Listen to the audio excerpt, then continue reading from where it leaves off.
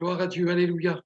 C'est vrai que le Seigneur conduit les choses. C'est vrai que nous pouvons nous sommes encore plus réjouis dans cette perspective que nous n'allons plus tarder à prendre possession de nos locaux.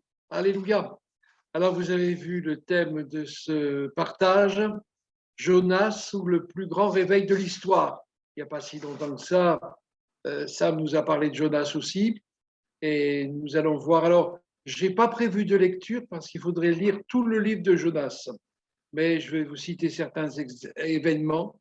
Je pense que vous le connaissez, ce livre.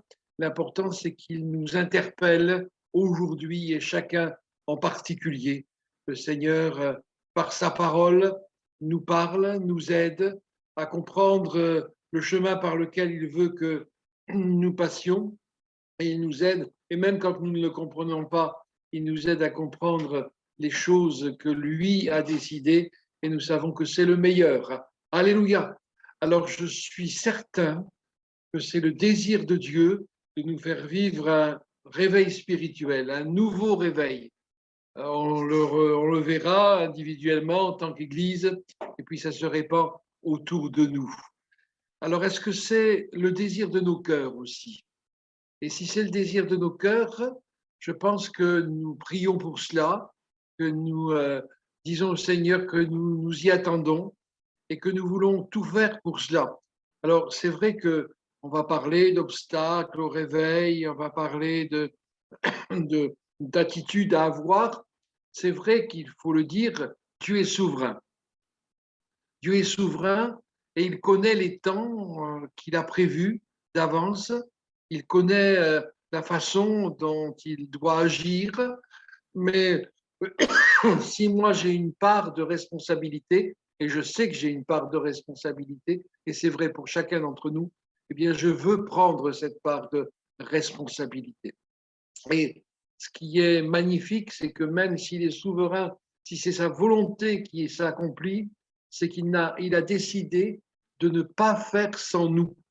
Dieu n'agit pas sans l'homme dans cette tâche de gagner des âmes, de répandre la bonne nouvelle et d'être des témoins efficaces entre ses mains.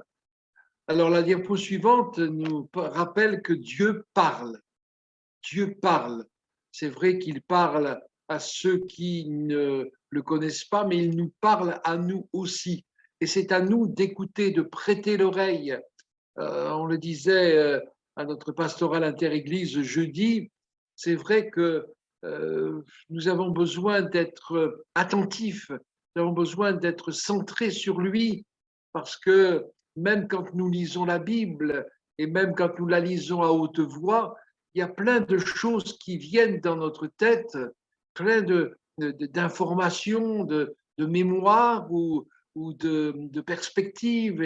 Et tout en parlant, tout en lisant, on peut être troublé, perturbé, dérangé, comment dire, déconcentré. Mais Seigneur, je veux ce matin t'écouter parler parce que c'est moi qui suis concerné en premier.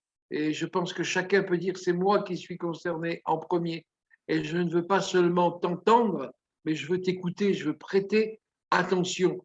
Vous vous rappelez, il est écrit que Dieu parle tantôt d'une manière, tantôt d'une autre, mais malheureusement, l'homme n'y prend pas garde. Alors, obstacle au réveil, c'est la diapo suivante. C'est vrai qu'il peut y avoir des obstacles, et nous le savons bien. Nous savons bien que sur notre route, ça ne sera pas toujours facile, ça n'a pas été facile et ça ne le sera pas plus demain, mais et que l'adversaire ou nous-mêmes ou les circonstances ou plein de choses peuvent dresser des obstacles devant nous.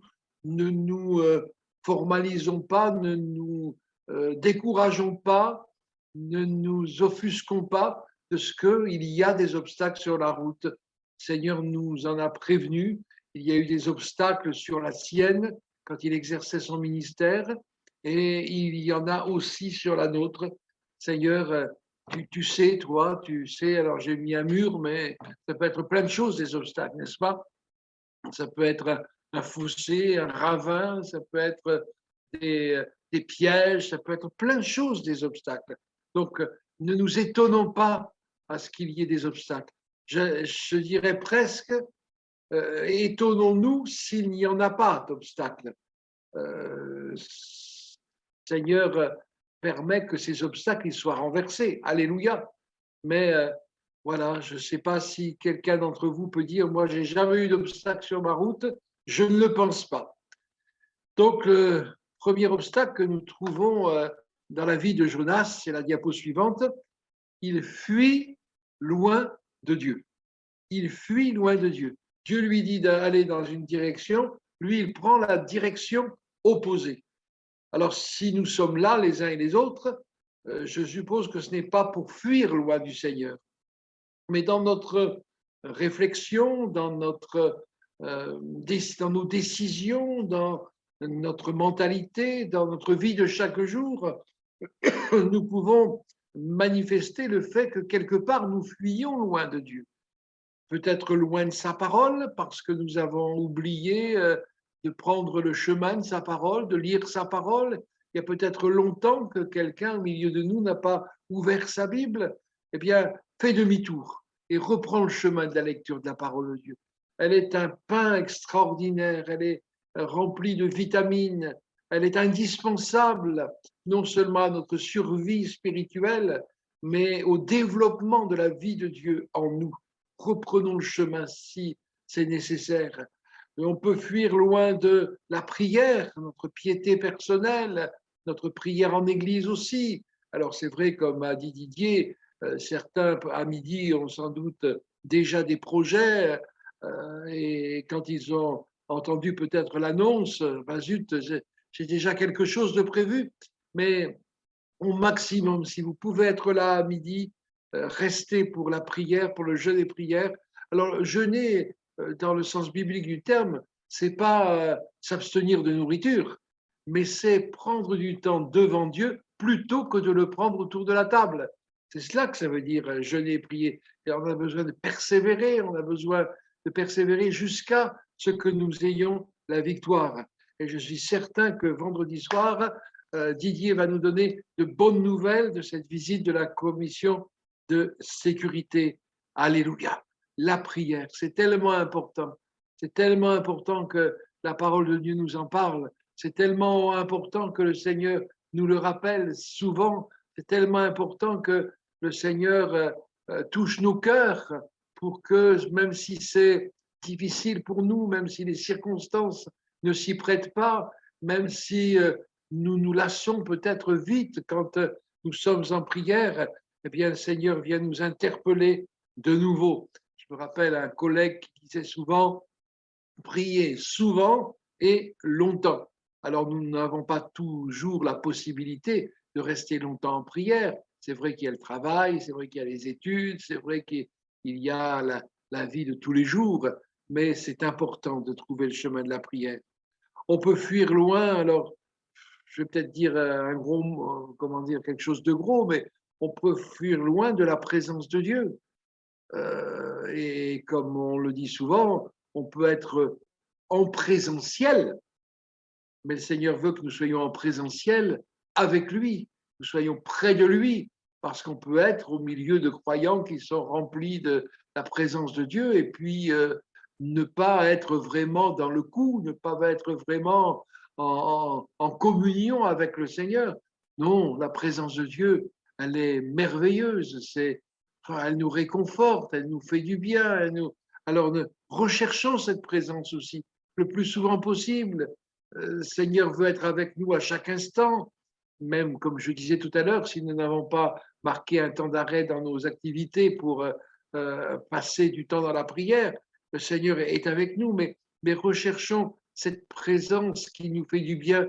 Mais pour moi c'est ça l'adoration. C'est bon, on a la louange, l'action de grâce, on remercie le Seigneur pour ce qu'il est, pour ce qu'il a fait, on intercède, on le prie pour nos bien-aimés, pour nous-mêmes.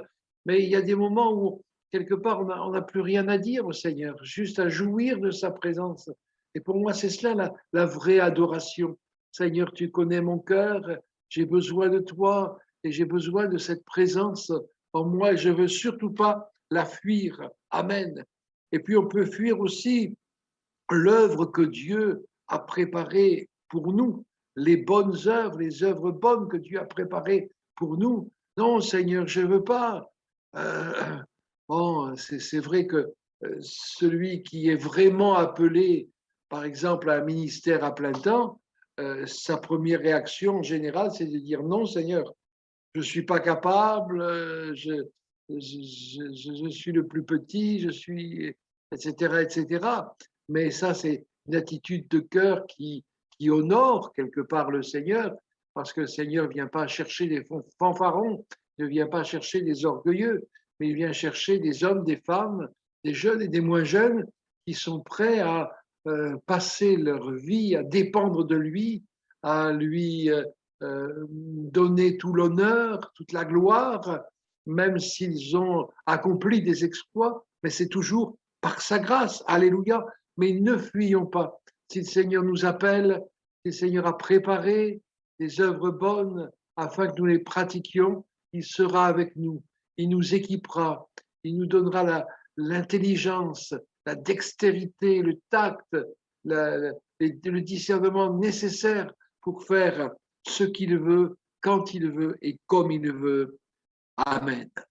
Diapo suivante, la Bible nous dit qu'il a trouvé un navire. Ah, c'est vrai qu'on peut toujours trouver un navire pour partir à l'opposé de ce que le Seigneur nous montre. On peut toujours trouver des occasions. Je ne vois pas le diable partout, loin de là, vous me connaissez, mais on peut toujours trouver des occasions que le diable met devant nous. Ah oui, mais tu vois, tu n'as pas le temps. Ah oui, mais tu vois, il y a ça. Ah oui, mais tu vois, il y a quelqu'un qui, tu ne peux pas partir, il est là. Alors c'est vrai qu'il faut être équilibré. Et on ne va pas, comment dire, ne plus avoir de contact avec nos amis, mais les occasions peuvent être nombreuses pour nous abstenir de faire la volonté du Seigneur, pour partir à l'opposé de ce qu'il nous a montré. On peut toujours trouver des prétextes, mais est-ce qu'ils tiennent devant Dieu, ces prétextes? Non, non, non. Les prétextes, quand on parle de prétexte, c'est toujours quelque chose qui est négatif, qui n'est pas droit, qui n'est pas vrai.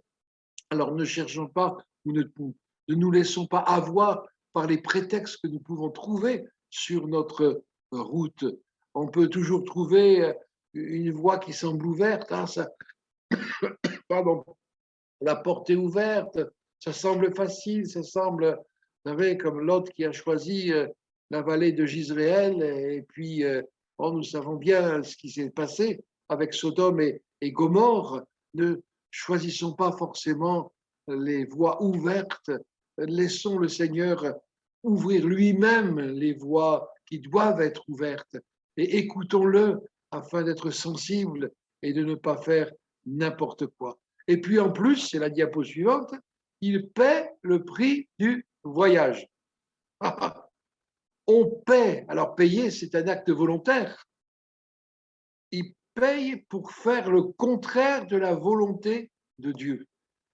Et c'est vrai que quelque part, il est arrivé à certains, je ne dis pas cela pour effrayer, pour condamner ou autre, qui que ce soit, mais certains ont payé cher le fait de fuir loin de la face de Dieu. Jonas, quelque part, a payé cher aussi. On paye cher, ce monde paye cher pour se faire du mal. Il dépense de l'argent pour l'alcool, alors que c'est un problème. Ça ne veut pas dire qu'on ne peut pas boire un verre de vin. On en boit un peu à la Sainte-Seine, hein, sauf pour ceux qui ne le peuvent pas de point de vue santé. Mais il y en a qui payent cher pour la drogue, c'est encore plus que l'alcool. Hein. Il y en a qui payent cher pour plein de choses dans lesquelles ils se font du mal, dans lesquelles ils fuient loin de la face de Dieu et dans lesquelles Dieu ne peut pas les accompagner.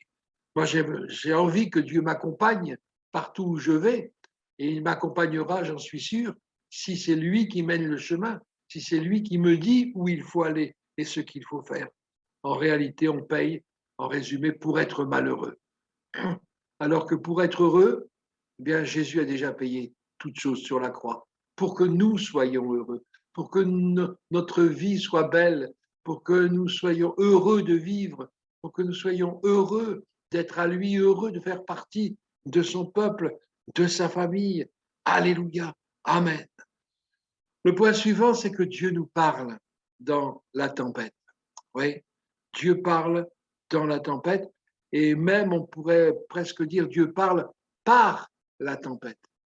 Il y avait des difficultés sur le navire, il y avait quelque chose qui ne plaisait pas à Dieu, c'était l'attitude de Jonas, et Dieu a envoyé cette tempête pour parler non seulement à Jonas, mais à ceux qui étaient avec lui et qui ont compris certaines choses. Dieu parle dans la tempête et Dieu parle par la tempête. Alors, comme je disais tout à l'heure, des tempêtes, on peut en connaître dans notre vie comme les obstacles, mais écoutons, Seigneur, je veux t'écouter. Est-ce que c'est toi qui m'as envoyé cette tempête? Est-ce que c'est l'adversaire pour essayer de m'arrêter? Ou est-ce que c'est toi peut-être qui veux m'arrêter sur le chemin que j'ai emprunté? Parle-moi, Seigneur. Aide-moi à discerner ta voix. Les brebis, Jésus les appelle et elles entendent sa voix et elles le suivent. Alors si nous sommes de ces brebis, nous allons entendre la voix du Seigneur et nous allons le suivre. Amen. Dans la diapo suivante, j'ai marqué deux attitudes. Le monde qui se débat. Dans le texte de Jonas, il est dit qu'ils ont jeté les agrès par-dessus bord, la cargaison et tout ce qu'ils pouvaient jeter pour alléger le navire. Et c'est un peu ce que ce monde fait. Il essaye de jeter plein de choses, de se débarrasser, de se changer lui-même, de s'améliorer, de se défendre, de se donner des spécialistes, mais qui souvent n'en sont pas, pour se sortir d'affaires.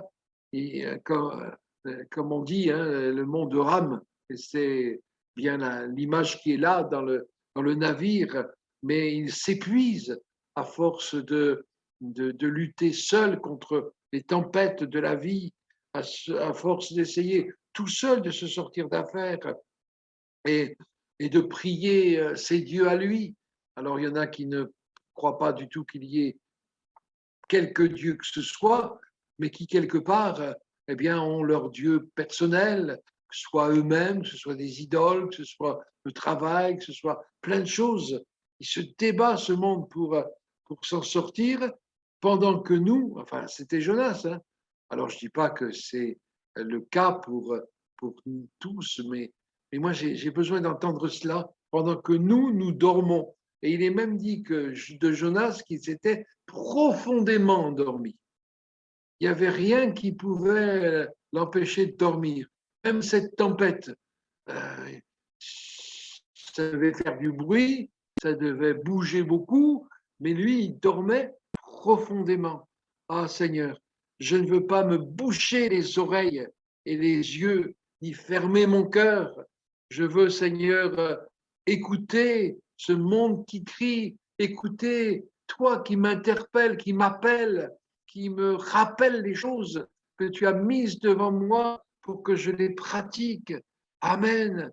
Euh, Quand on dort, bon, je ne sais pas quels sont les rêves qui passent par votre esprit quand vous dormez, mais il semble, c'était le cas de Jonas, que tout va bien, tout va bien. Il n'y a pas de tempête qui gronde, tout va bien. Seigneur, je suis dans ton église, je suis sauvé. Qu'est-ce qui pourrait ne pas aller? Bien, Seigneur, ce qui pourrait ne pas aller, c'est que je suis en dehors de ton chemin. C'est que je n'ai plus le cœur sensible à la misère des hommes et des femmes qui sont autour de moi. Ce qui pourrait ne pas aller bien, c'est, Seigneur, que je me ferme à tes appels. Non, Seigneur, je ne veux pas me fermer à ton appel. Je veux écouter, je veux entendre et écouter ce monde qui crie. Allez, les marins et tous ceux qui étaient sur le bateau, ils viennent trouver Jonas, ils disent, allez, lève-toi, allez, lève-toi. Il y a ce Macédonien qui, dans une vision, appelait Paul et les disciples pour passer en Macédoine, pour aller leur annoncer l'évangile. Oui, comme je disais au début, je suis responsable. Nous sommes responsables. Nous avons nos responsabilités. Les marins disent « Qui nous attire ce malheur ?» Et Jonas, il ne se défile pas, il dit « C'est moi. Qui nous attire ce malheur? C'est moi. » Alors, pourquoi, Seigneur, peut-être, est-ce que tu ne peux pas nous donner ce réveil? Alors, comme j'ai dit au départ, hein, Dieu est souverain et je n'accuse personne, mais je me le dis à moi, Seigneur, peut-être que j'ai ma responsabilité, j'ai peut-être les propres obstacles que moi, j'oppose à ta volonté. Alors, c'est vrai, il y a le péché, il y a le diable, il y a l'indifférence, mais je ne veux pas me retrancher derrière tout cela. Dire, Seigneur, qu'est-ce que moi je peux faire? Parce que ça semble négatif tout ce que je suis en train de dire. Mais l'important, c'est de prendre le contre-pied à tout ce que je viens de dire. Et oui, Seigneur, je veux écouter ta voix. Oui, je veux aller dans la direction que tu m'indiques. Oui, Seigneur, je veux ne pas être indifférent. Je veux me lever. Je veux te servir. Alléluia. Tant qu'on fuit, quelque part, on veut rester au sec. Mais alors que la tempête fait rage, mais quand on accepte, là, bon, c'est pas lui qui, hein, comment dire, qui l'a fait de lui-même, mais il a accepté. Quand on accepte de se jeter à l'eau, Dieu peut agir. Alléluia. Et vous rappelez le texte de Jonas, hein, dès qu'il a été jeté à l'eau, dans la mer s'est calmée. La mer s'est calmée.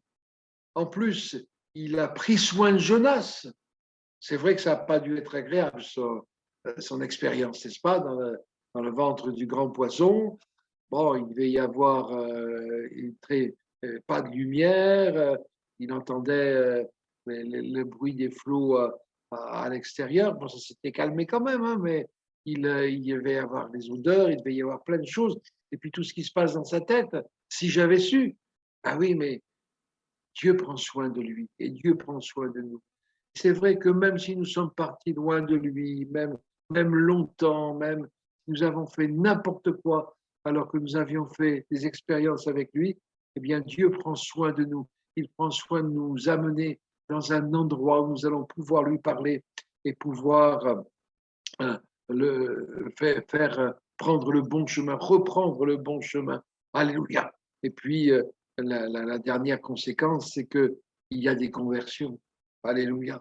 Et je pense que c'est ce que nous voulons, pas pour remplir les chaises des 275, je crois, que nous avons installées dans le local de l'église, mais Seigneur, des âmes qui vont remplir ton ciel. Amen.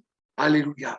Alors, réveil personnel, c'est la diapo suivante, parce que le réveil, ça commence par moi, ça commence par chacun d'entre nous. Et regardez quel réveil dans la vie de Jonas. La première chose, c'est qu'il prie. Ben oui, alors on prie pour le réveil, mais la prière, c'est une conséquence du réveil. Vous savez pour beaucoup que j'ai fait mon service national en coopération à Ouagadougou, ce qui est actuellement le Burkina Faso, et on me racontait ce qui se passait dans les périodes de réveil. Les cours au collège pouvaient presque plus avoir lieu parce qu'il y avait des baptêmes dans le Saint-Esprit, il y avait des enfants, des jeunes qui se mettaient à prier, à pleurer. Le cuisinier, en préparant les repas pour les missionnaires, eh bien, il était à genoux dans sa cuisine. Enfin, il y avait des choses extraordinaires. Et c'est vrai qu'on prie pour le réveil, mais quand il y a le réveil, eh bien, on a une vie de prière encore plus conséquente. Alléluia. Il reconnaît Dieu dans ses voies. Il dit, tes vagues ont passé sur moi. Il dit pas, oh Seigneur, quand même, ce monde est méchant. Tu vois ce que je subis, tu vois dans quelle situation je suis. Oh oui, mais non, non, il reconnaît le Seigneur. Tes vagues sont passées sur moi. Seigneur, je dois reconnaître que c'est peut-être toi qui m'as amené dans cette tempête, dans cette difficulté, comme on dit, dans cette galère. Mais ensuite, il prend courage. Et pour prendre courage, notre volonté est en jeu. Le Seigneur nous dit de prendre courage, de ne pas nous effrayer. Mais c'est à nous de mettre notre volonté en action et de prendre ce courage. J'aime bien l'expression française, prendre courage. C'est comme si le Seigneur le mettait devant nous, ce courage, et que c'est à moi de le prendre. Il prend courage. Il dit, mais non, je veux encore contempler ton temple saint. Alléluia. Ça, c'est dans la version du rabbinat français. Mais non, je veux contempler encore ton temple saint. Seigneur, oui, je vais prendre courage. Il y en a qui se sont découragés par rapport au bâtiment dont on n'avait jamais accès librement. Mais Seigneur, je veux prendre courage et je vais encore contempler ton temple saint. Je vais encore me réjouir avec mes frères et sœurs dans ta maison. Je vais encore, Seigneur, voir tes œuvres grandes et merveilleuses que tu as accomplies. Et puis, il se souvient du Seigneur. Ah oui, il se souvient du Seigneur. Ça, c'est le réveil personnel. Et après le réveil personnel, il y a le réveil de l'Église. Alléluia. Ah, Seigneur. Moi, j'aspire après ce réveil. Comme je vous disais tout à l'heure, je prie, prions, mais faisons ce qu'il faut si nous avons des choses que le Seigneur nous montre et que nous pouvons faire. Alléluia. Alors, la dernière diapo, c'est sur les conséquences du réveil. C'est une illustration de Ninive. C'est vrai que la tâche semble immense. 3 jours pour parcourir Ninive. Et ce n'est pas exagéré parce que les archéologues ont retrouvé les traces de cette ville de Ninive et il fallait effectivement 3 jours pour la parcourir à pied. La tâche semble immense, mais Seigneur, qu'est-ce que je peux faire? Mais c'est trop pour moi. Je ne peux pas faire cela. Je n'en ai pas la capacité, je n'en ai pas la force. Mais l'important, c'est que Jonas a commencé. Et l'important, c'est de commencer, de se mettre en route, de se mettre à l'œuvre. C'est ça qui est important. Et quand on lit le texte, à moins que je n'ai pas bien compris, il semble finalement qu'il n'ait marché qu'une journée. Il a accompli une journée de marche. Et le Seigneur a fait le reste. Il a touché le cœur des Ninivites. Ils ont placé leur foi dans ce Dieu qui leur parlait, jusqu'aux animaux même, et qu'ils ont revêtus de sacs et de cendres. Bon, ils sont peut-être allés un peu loin, mais je crois que dans la foi, on ne va jamais assez loin. On ne va jamais trop loin, sauf si on est déséquilibré, bien sûr. Ils ont eu le cœur touché, ils se sont repentis, et c'est vrai, dans un chant, il en était question tout à l'heure, la repentance, c'est quelque chose d'extrêmement positif. Dieu nous donne, nous accorde la repentance, et même le roi, j'en parlais dernièrement dans un message, c'était peut-être à Muret, où, comment dire, le roi non, c'est peut-être un roi, le roi est, ouais, oh, Seigneur, est-ce que c'est possible qu'Emmanuel Macron se convertisse? Ben, bien sûr, c'est possible. Bien sûr, c'est possible. Tout est possible au Seigneur. Et parce que Jonas a repris son bon sens, qu'il a repris le chemin du Seigneur et qu'il a accompli ce pourquoi le Seigneur l'avait appelé, eh bien, il y a des choses extraordinaires qui se sont passées. Oui, nous sommes limités, mais tout est possible à Dieu. Oui, nous ne comprenons pas, nous ne voyons pas comment les choses vont se faire, mais Dieu est capable de les faire. Alléluia, alléluia. Alors, je me pose la question, et je nous la pose à tous, voulons-nous vraiment être réveillés? J'ai prêché un message, peut-être qu'on le partagera de nouveau un de ces jours, sur les manières d'être réveillés. Bon, il y a le réveil matin à l'ancienne quand on a envie de passer par la fenêtre quand il nous tire du sommeil profond. Il y a maintenant les mélodies des portables. On peut être réveillé par un seau d'eau froide. On peut être réveillé par l'odeur du café qu'on a programmé la veille. On peut être réveillé de plein de manières différentes. Et le Seigneur sait comment nous réveiller si nous voulons être réveillés. Il sait si nous avons besoin d'être secoués un bon coup, ou il sait si simplement sa voix, son murmure doux et léger nous suffit. Alors, est-ce que nous voulons être réveillés? Est-ce que je veux être réveillé? Est-ce que je veux voir des âmes sauvées? On n'est pas à Ninive, mais on est en France.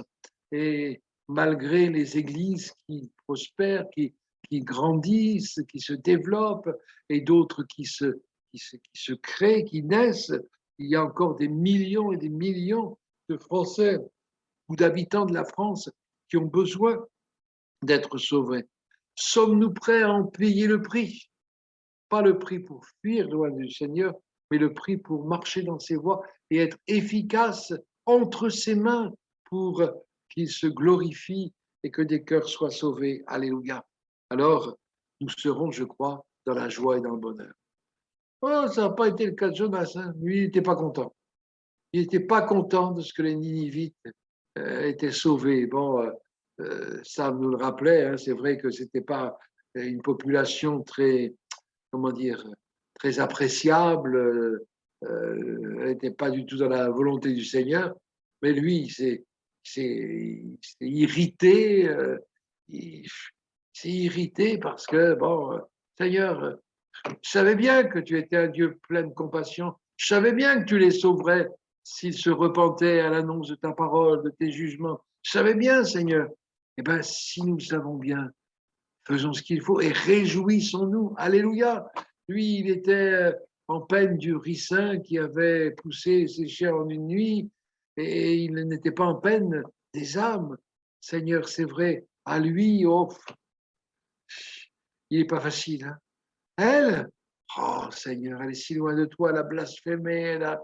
Mais Seigneur, tu es mort pour lui, tu es mort pour elle, tu as donné ta vie pour qu'il te connaisse, qu'il soit sauvé, Seigneur. Et c'est ce que je veux repasser dans mon cœur. Alléluia.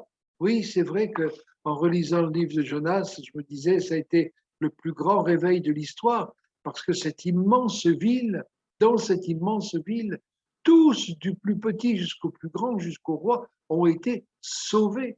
Amen. Est-ce que nous ne voudrions pas faire ce qu'il faut, ou plutôt ne plus faire ce qu'il ne faut pas, peut-être pour permettre au Seigneur d'agir, pour permettre au Seigneur de se glorifier, pour permettre au Seigneur de nous réveiller et de sauver des âmes. Les questions sont posées, c'est à nous d'y répondre. Et comme d'habitude, le Seigneur nous laisse libres, tout à fait libres. Il ne nous fait pas de reproches, mais il nous donne ce qu'il nous manque simplement et sans reproche. Béni soit son nom. Amen. Seigneur notre Dieu, nous avons besoin de ta grâce. J'ai besoin de ta grâce. Seigneur, c'est vrai que nous voulons voir notre pays bouleversé par l'Évangile. Nous voulons voir des serviteurs en grand nombre se lever pour aller dans ta moisson. Nous voulons voir ce pays, Seigneur, visité d'en haut par un réveil puissant. Seigneur Jésus, bénis mes frères, mes sœurs, bénis-nous ensemble et chacun individuellement et aide-nous, Seigneur. Pardonne-nous toutes les choses que nous avons faites ou que nous n'avons pas faites et qui t'ont empêché ou t'empêchent encore d'agir comme tu le voudrais. Mais nous voulons nous attendre à toi. Oui, tu es souverain. Oui, tu es le roi. Alors prends toute la place. Alors fais ce que tu veux, parce que ce que tu veux, c'est bon, c'est bien et c'est parfait. Gloire à toi, Seigneur. Amen.